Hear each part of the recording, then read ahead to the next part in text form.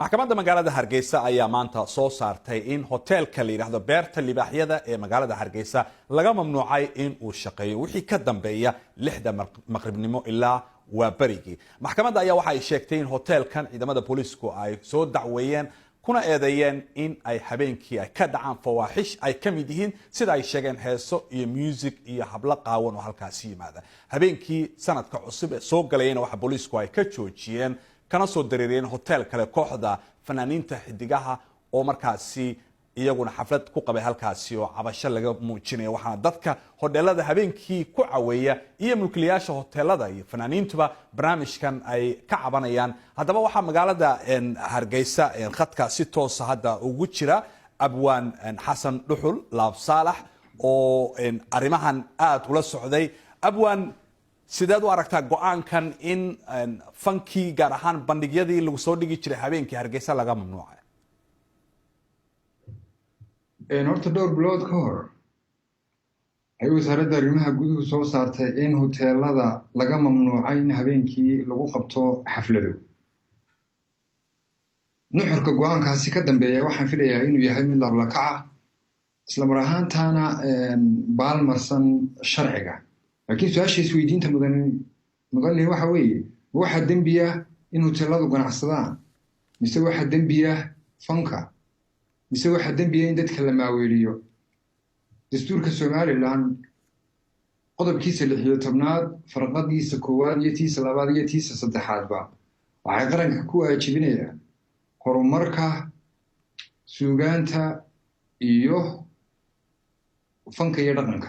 waan gartay markay sidaasi tahay laakiin waxa la idinku eedeynayaa hadda waxa aan gacanta ku hayaa maxkamadda gobolka Maroodi Sheekh warqadii ka soo baxday oo la leeyahay waxaan meesha ka socda habeenkii dumar iyo habla aan asturnayn muqaadaraad balwado goobtaasi lagu dhex isticmaalo music oo dadkii ay ka seexan waayeen waxaan miyaysan ahayn wax in dawladdu ay wax ka qabato loo baahan yahay oo dhaqankii iyo diintii la ilaaliyo sida ay sheegayaan.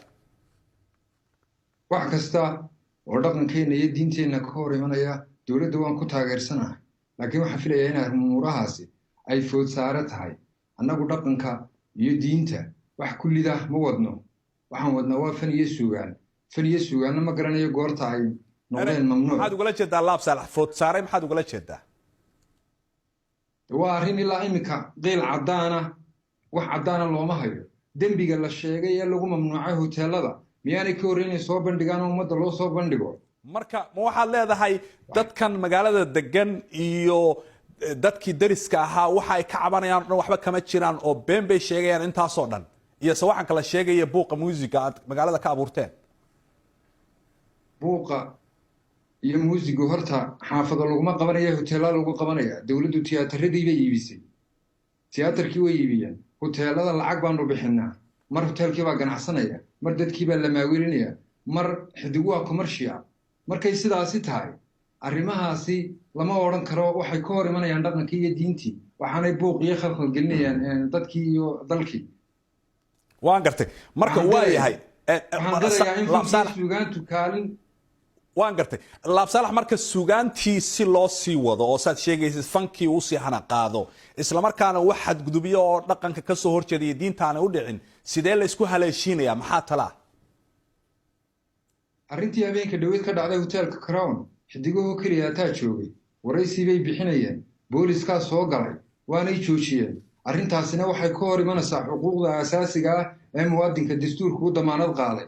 faldambiyeed ay gacanta kula jireen oo markaasi dhacayay ma jiro. annagu ma taageersanin wax kastoo dhaqanka ka hor imanaya laakiin dawladdu iyo ciidamada amnigu moobilada la dhacayo iyo xadgudubyada isteeshinada ka jira la doonaya in wax laga qabto loo baahan yahay laakiin looma baahna meel laga faraxsan yahay oo dad laga maaweelinayo in rabshad iyo buuq lagu abuuro. waan gartay aad iyo aad baad u mahadsantahay bulshada qaybaheeda kala duwan. aad iyo aad baad kugu mahad celinayaa Xasan Dhuxul Laab Saalax abwaan aad baad u mahadsantahay.